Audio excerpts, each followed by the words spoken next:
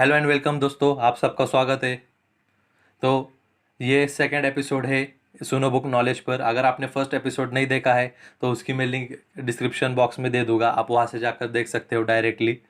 तो फर्स्ट जो वीडियो था इस यूट्यूब चैनल के ऊपर, वो इस बुक के ऊपर लिखा गया था कि इस ऑथर के बारे में, ऑथर का बचपन, ऑथर की हिस्ट्री, ऑथर ने कैसे सक्सेस किया, क्या स्ट्रगल किया, क्या उन्हें अचीवमेंट्स मिली, कैसे ये बुक लिखी गई, क्यों उन्होंने ये बुक लिखी, वो सब फर्स्ट वीडियो में। तो आप वो जाके देख लेना। और आज ये एपिसोड सेकेंड है इस यूट्यूब सीरीज़ का।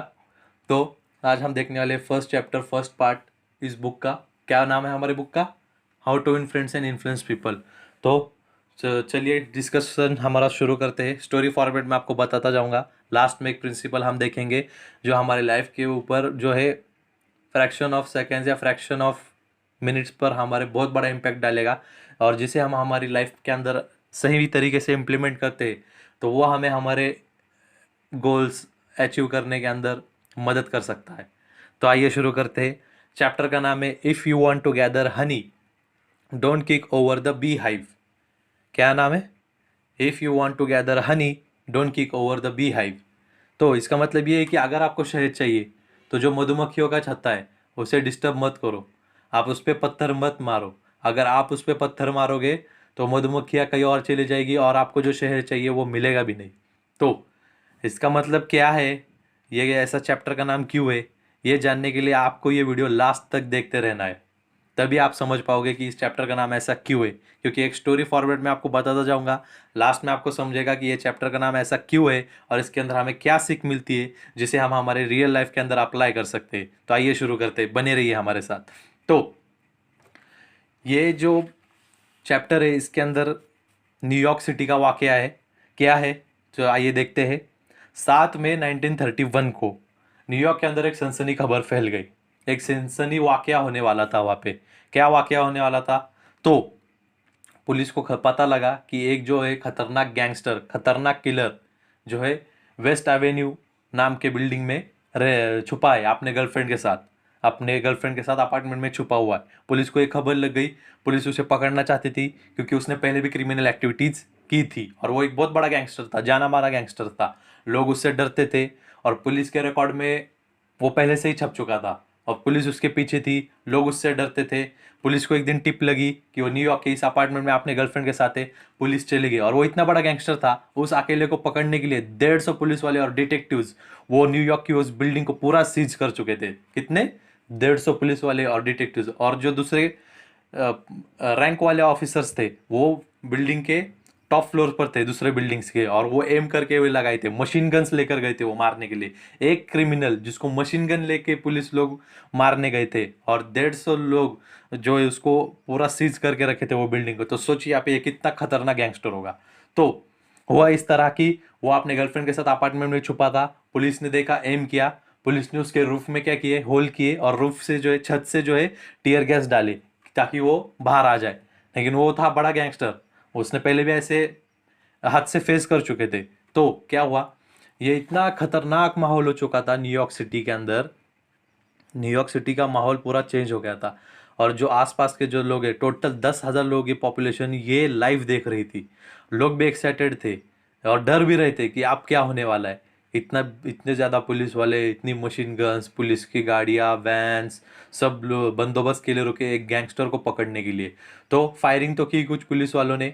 जब फायरिंग की, अब वो अपार्टमेंट में छुपा था, उसको कुछ गोली लग गई और जख्म हो गया। तो जो उसको जख्म हो गया क्रिमिनल को, क्या नाम था क्रिमिनल का? Crowley, gunman.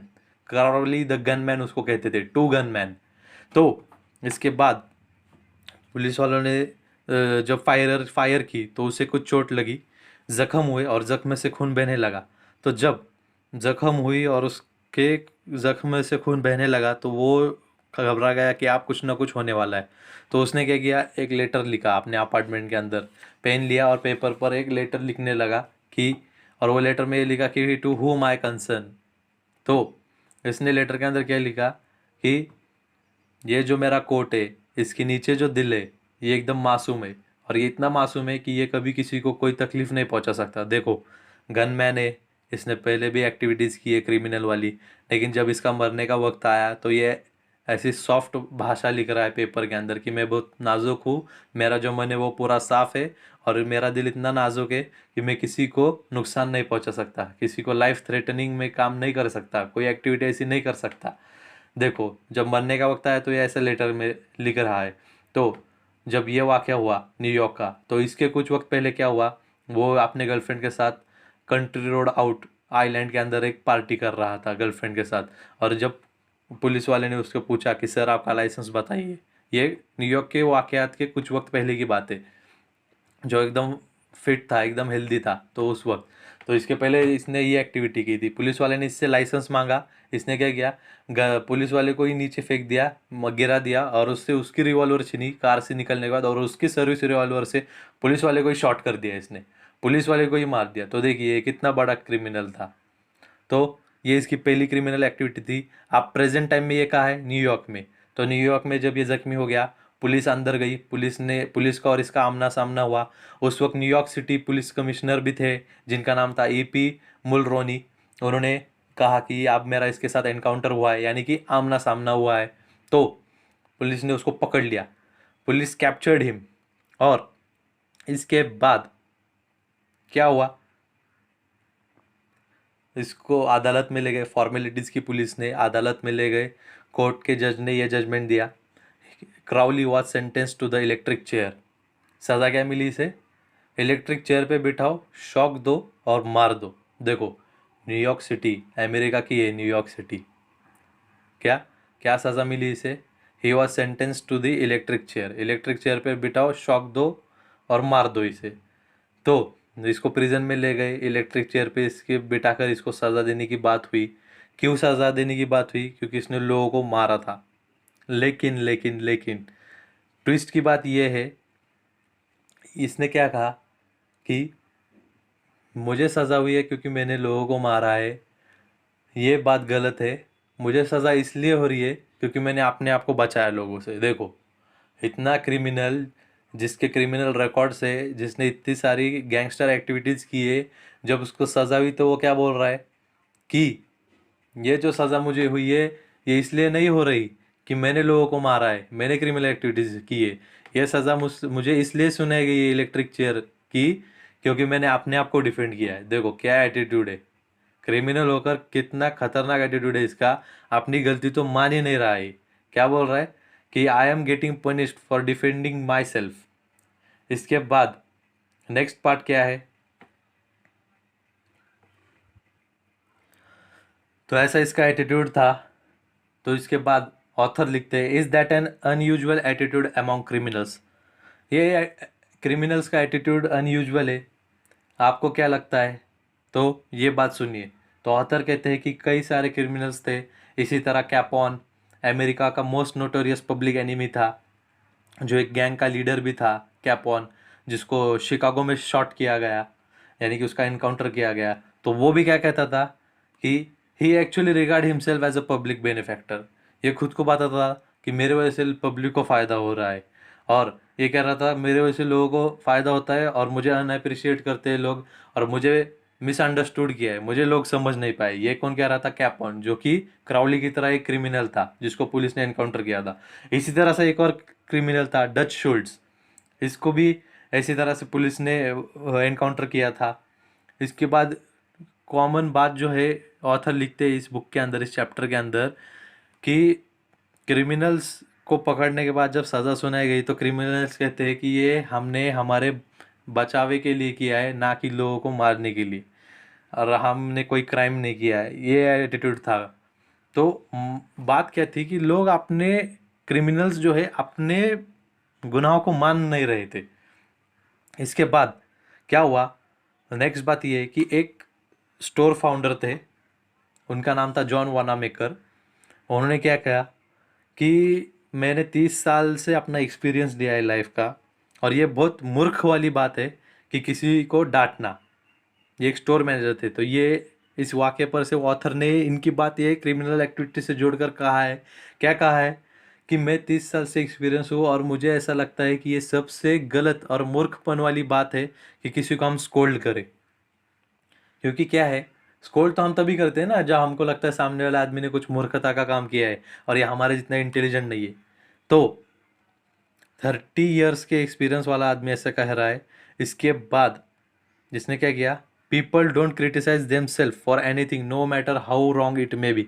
लोग कभी खुद की गलती नहीं मानेंगे, चाहे वो कितनी ही गलत क्यों ना हो, चाहे उनका एटीट्यूड गलत क्यों ना हो, लेकिन वो कभी खुद को गलत नहीं मानेंगे। और क्रिटिसाइज हम उनको करेंगे तो इससे कुछ नहीं होगा। लेकिन क्रिटिसिज्म क्या है, ये ऐसा खतरनाक एक्टिविटी है, यानी कि इसने ये गलती कर दी, हम 4 लोगों को गैदर करेंगे और उसको क्रिटिसाइज करेंगे, 4 लोगों के सामने बोलेंगे इसने ये किया वो किया फलाना किया ढिमका ने किया, ये इसके लिए जिम्मेदार है। और अगर ये हम 4 लोगों के सामने बोले, देखिए 4 लोग तो सुन के चले जाएंगे, हम भी बोल देंगे, लेकिन इसका इम्पैक्ट क्या गिरेगा, जिसको हमने क्रिटिसाइज किया है, जो यहाँ पर विक्टिम है, जो गुनहगार है, उसका प्रेस्टीज हार्म होगा। वो बोले, वो सोचेगा अरे मेरी कोई कुछ इज्जत है कि नहीं, उसका प्रेस्टीज हार्म होगा, उसका प्राइड हार्म होगा, और वो इतना डिप्रेस्ड हो जाएगा और वो एक इमेज बना लेगा अपने मन के अंदर और अपने दिमाग के अंदर एक छवि बना लेगा आपके बारे में या फिर इस सोसाइटी के बारे में कि कुछ भी करने जाओ ये लोग मुझे क्रिटिसाइज करने वाले हैं, तो मैं अपना कंट्रीब्यूशन सोसाइटी को दूंगा ही नहीं, अच्छा तो कंट्रीब्यूशन दूंगा ही नहीं। और जो जब वो अच्छा कंट्रीब्यूशन नहीं देने का सोचेगा, तो देखिए आप जानते हैं हर एक्शन का रिएक्शन होता है। जब वो अच्छा कंट्रीब्यूशन देने का सोचेगा ही नहीं, जब वो हमेशा जो है डिप्रेस रहेगा क्रिटिसाइज होने के डर से, तो वो बुरी एक्टिविटीज करेगा और बैड वर्ल्ड को कंट्रीब्यूशन करेगा। तो इससे हमें क्या समझने आता है कि क्रिटिसाइज मत करो यार किसी को। अगर किसी ने गलती कर दी, आप अकेले में उसको पर्सनली समझाओ, लेकिन 4 लोगों के सामने उसको क्रिटिसाइज मत करो, क्योंकि ये उसके प्राइड और उसके प्रेस्टीज को हार्म करता है। इसी तरह से एक साइकोलॉजिस्ट की स्टडी है, वो साइकोलॉजिस्ट का नाम है B.F. Skinner, the world famous psychologist, proved through his experiments. इन्होंने एक एक्सपेरिमेंट किया, और क्या एक्सपेरिमेंट किया, इन्होंने ये एक्सपेरिमेंट किया कि जो जानवर है, जो डोमेस्टिकेट जानवर है, जो अच्छा बर्ताव करता है और जिससे हम अच्छा काम करके लेते, और हम जो उस जानवर की फिक्र करते हैं, उसको अच्छी तरह से पालन पोषण करते हैं, तो वो जानवर भी जो क्या क्या है, और इफेक्टिवली काम करते हैं। क्या, और इफेक्टिवली काम करते हैं। और जो बुरे जानवर है, जिनके साथ हम बुरा बर्ताव करते हैं उनके एक्टिविटीज़ के लिए, या फिर जिनको हम ध्यान नहीं देते, तो वो बुरा बिहेव कर कर ही बुरा फीडबैक देते हैं हमें। तो देखिए ये जानवर भी, इन्होंने क्या किया, साइकोलॉजिस्ट ने, वर्ल्ड फेमस साइकोलॉजिस्ट थे, 2 जानवर के ऊपर इन्होंने टेस्ट किया। एक जानवर जिसके साथ अच्छा बर्ताव किया जाता है, उन्होंने स्टडीज में देखा कि वो जानवर भी रिटर्न्स में आपको और अच्छा काम करेगा और अपने से ज़्यादा इफिशियंट काम करके बताएगा। और दूसरा जानवर, जो दूसरा नंबर का जानवर है, अगर हम उसके साथ बैड बिहेव करेंगे, उतना इफेक्टिव उसके साथ नहीं रहेंगे जिससे हम उससे काम ले सके, तो वो भी जो है हमें कम फीडबैक देगा, कम रिजल्ट्स देगा। तो इससे क्या समझने आया, जानवरों के अंदर भी ह्यूमन बिहेवियर या डायरेक्टली प्रोपोर्शनल होता है। अगर हम जानवरों से अच्छा बिहेव करेंगे, वो हमें अच्छा फीडबैक देंगे, अच्छी सर्विस देंगे। सर्विस मतलब क्या, हम जानवरों से काम लेना ही तो जानते हैं ना। तो और जिससे बुरा काम, जिससे हम अच्छा इफेक्टिव कम्युनिकेशन नहीं करेंगे, जो जानवरों को अच्छे से हम डोमेस्टिकेट नहीं करेंगे, वो हमें कम रिजल्ट्स देगा। तो इससे क्या समझने आता है, जो प्रिंसिपल क्या है इस चैप्टर का, मैं आपको बताना चाहता हूँ कि डोंट क्रिटिसाइज, कंडेम और कंप्लेन। तो ये जो क्रिमिनल एक्टिविटीज़ जो हमने देखी, क्या है, वो अपराधी जब पकड़ा गया तो वो खुद को डिफेंड कर रहा था, वो मान नहीं रहा था कि ये मेरा गुनाह है इसलिए मुझे ये सज़ा मिल रही है, बल्कि वो खुद को डिफेंड कर रहा था कि मैं इसके जिम्मेदार नहीं हूँ और ये जो मैंने किया है मेरे अपने अच्छे के लिए किया है, और उसका इनाम मुझे क्या मिला, सज़ाए मौत। तो इससे हमें क्या समझने आता है, क्रिटिसाइज मत करो, भले ही कुछ गलती हो जाए। अगर आपके सामने आप कोई गलत एक्टिविटीज़ करता है जिससे आपको नुकसान पहुंचता है या फिर आपके चीज़ों को नुकसान पहुंचता है, तो आप उसको अकेले में समझाइए, 4 लोगों के सामने उसको कभी क्रिटिसाइज मत कीजिए। और जब आप उसको समझाइए, तो अच्छे मैनर ऑफ टोन, एक रिस्पेक्टेड लैंग्वेज में उसको समझाइए कि देखिए भाई, ऐसी बात नहीं है, जो आपने किया है गलत है, लेकिन मैं आपको अच्छे से समझाना चाहता हूँ ताकि हमारे बीच में का कम्युनिकेशन, हमारे बीच का जो रिलेशन है, अच्छे से इस्टेब्लिश बना रहे और आगे भी हम साथ में लॉन्ग टर्म के लिए काम करें। तो कभी किसी को 4 लोगों के सामने क्रिटिसाइज मत करना, ये उसके प्राइड को, उसके प्रेस्टीज को हार्म करता है। इसके बाद कंडेम मत करना, इसने बुरा किया, वो आपके सामने प्रेजेंट नहीं है और आप 8 लोगों के सामने जब कंडेम कर रहे हो उसको, इसने बुरा किया, इसने गलत किया, लेकिन जब बात उसको पता लगेगी, तो ये जो है उसके प्राइड और प्रेस्टीज को भी हार्म करेंगे। और कंप्लेन मत कीजिए आप। देखिए कंप्लेंट मतलब आप इसको प्रोफेशनल वर्ल्ड से मत जोड़िए। देखिए पर्सनल लाइफ में अगर आपका किसी के साथ कांटेक्ट है, किसी के साथ अगर आपका रिलेशन है, तो अगर वो गलत कुछ करे तो कंप्लेंट आप मत कीजिए, एटलीस्ट उसके सामने मत कीजिए, उसके बाद कीजिए और रिस्पेक्टेड मैनर में कंप्लेन कीजिए, ताकि जिसको आप कंप्लेन कर रहे हो वो भी रिस्पेक्टेड मैनर में ही उसको समझा सके। देखिए, हर एक्शन का every action has an equal and opposite reaction, Newton का थर्ड लॉ है। ये फिजिक्स के लैंग्वेज है इसलिए मुझे नहीं आ रहा, क्योंकि मैं फिजिक्स का स्टूडेंट नहीं हूँ, बहुत वक्त हो चुका है फिजिक्स पढ़ के। तो न्यूटन का ये थर्ड लॉ है, आपको पता है, every action has an equal and opposite reaction. जिस तरीके से आप रिएक्ट करोगे उसी तरीके का आपके साथ सामने वाला रिएक्ट करेगा, या सिचुएशन रिएक्ट करेगी, बाउंस बैक करेगी।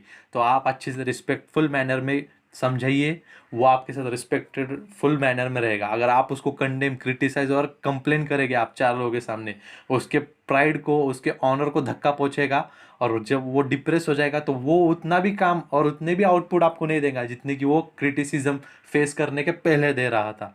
तो ये इस चैप्टर की सीख है, ये चैप्टर। तो इसलिए मैंने क्या कहा था शुरुआत में, क्या कहा था मैंने, अगर आपको शहद चाहिए तो आप मधुमक्खी के छत्ते को किक मत कीजिए। देखिए, आपको पता नहीं है, आज आपने जिसको क्रिटिसाइज किया है, आज आपने जिस XYZ आदमी को क्रिटिसाइज किया है, कल अगर आज आप उसको क्रिटिसाइज नहीं करते थे, 10 दिन, 15 दिन, 1 साल, 2 साल के बाद, क्या पता आपको उसी आदमी की वजह से, उसी शख्स की वजह से मैक्सिमम आउटपुट मिलने वाला हो।